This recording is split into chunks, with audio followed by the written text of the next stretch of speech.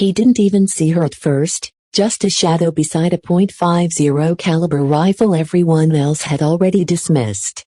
But when a general's confident stride froze mid-step and a single pin unraveled a chain of lies, the battlefield changed forever.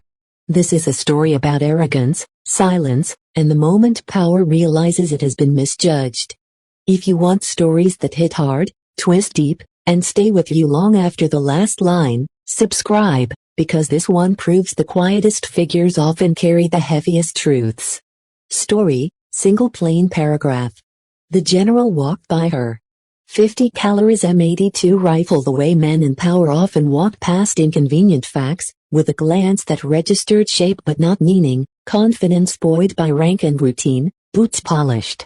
Chest heavy with medals earned in wars he summarized as victories without remembering the cost, and she stood there beside the weapon not as a guard or decoration but as a constant. A presence so still it blended into the architecture of the forward base, the rifle resting on its bipod like a patient animal, its mass undeniable yet ignored. And when the general's eyes schemed past her he saw what he expected to see, a junior operator, a formality. A checkbox and a tour meant to reassure donors and cameras, while around them aides whispered schedules and a colonel spoke too loudly about progress, and the wind carried us through the corridors between concrete barriers, coating everything with the same fine layer of sameness that had all judgment across the command, and she listened without reacting because listening had become her specialty long before the rifle had. Long before the pin that would stop him cold had been fashioned from something so small it felt almost laughable to those who didn't understand leverage, and the day moved on until it didn't, until the sniper unit's pin, unremarkable in size, Madden worn, a simple emblem carried by those who'd passed a standard few survived, caught the general's peripheral vision as he pivoted to shake a hand, and in that instant the world tilted because recognition is a blade when it finally lands. And he halted mid-step, breath hitching not in fear but in calculation, because that pin was not ceremonial, it was not a souvenir, it was not issued lightly. And the last time he'd seen it was on a casualty report he'd signed without reading the names twice, and the colonel's voice trailed off as silence rippled outward, aides froze, cameras dipped, and the general turned back slowly. Eyes narrowing as if focusing a scope he'd never personally looked through, and for the first time he saw her, not the outline but the details, the way her stance distributed weight, the calm set of her shoulders. The eyes that didn't flinch when met because they had already measured distances far greater than this room allowed, and he asked a question that sounded casual and carried weight, something about assignment and authorization. And she answered with fewer words than expected, precise and respectful, giving nothing extra, and that restraint unnerved him more than defiance would have, because it suggested discipline rooted deeper than rank.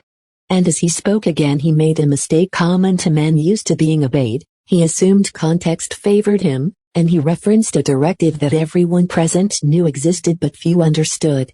One that had shifted resources away from Overwatch to optics-friendly patrols, one that had turned a high ground into a talking point, and she tilted her head just enough to show she understood exactly which paper he meant.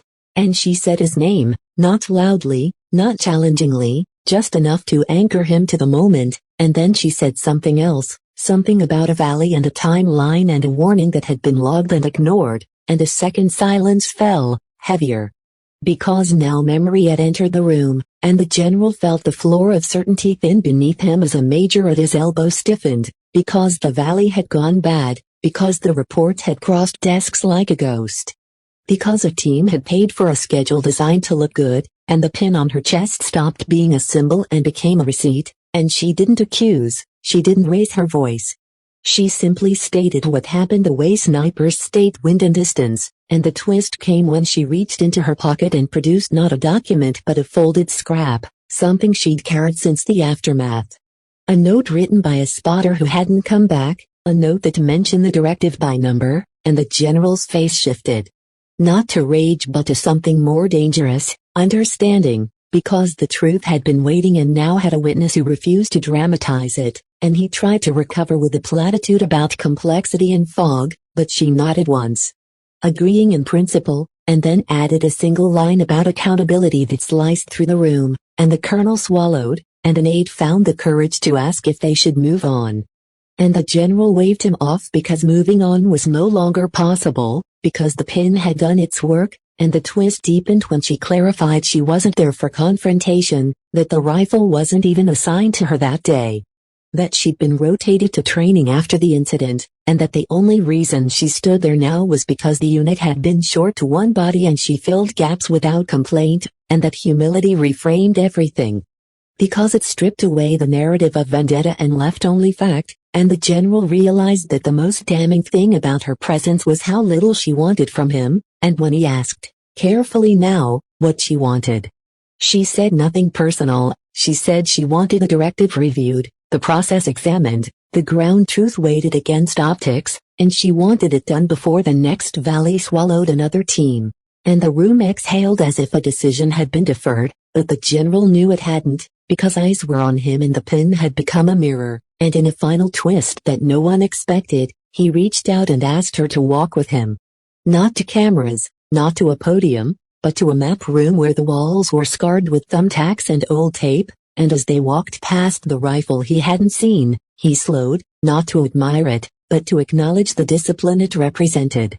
And the base returned to motion behind them, and somewhere far away a valley waited, unchanged, while inside a command structure a small emblem had applied pressure exactly where it belonged.